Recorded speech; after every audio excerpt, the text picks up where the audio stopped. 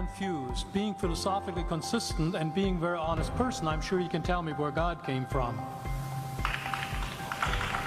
And in addition, once you've told me where God comes from, please try to clarify how you can figure that a spiritual force can have an impact on a material universe to create it.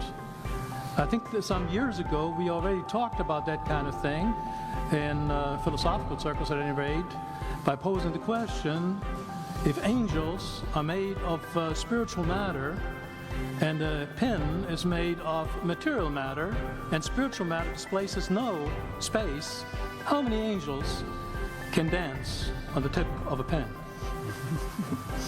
I have a sense of sort of reversal experience here, but please do, go ahead. You got 5 minutes. Now, I just want to know which question. That's all right, you may take the rest of the minute. We're supposed to do one question at a time. Which one would you like? That was part of the format for the debate. So which I want you to fill in the story of the rest of the beginning of the universe. God, spiritual matter, impact on material matter. Okay, so 2 questions. All right. Go ahead. All right, your question, where did God come from, assumes that you're thinking of the wrong, obviously it displays that you're thinking of the wrong God, because the God of the Bible is not affected by time, space, or matter. If he's affected by time, space, or matter, he's not God. Time, space, and matter is what we call a continuum. All of them have to come into existence at the same instant, because if there were matter but no space, where would you put it? If there were matter and space but no time, when would you put it? You cannot have time, space, or matter independently. They have to come into existence simultaneously. The Bible answers that in 10 words. In the beginning, there's time. God created the heaven, there's space, and the earth. There's matter. So you have time, space, matter, created a trinity of trinities there. Just, time is past, present, future. Space has length, width, height. Matter has solid, liquid, gas. You have a trinity of trinities created instantaneously, and the God who created them has to be outside of them. If he's limited by time, he's not God.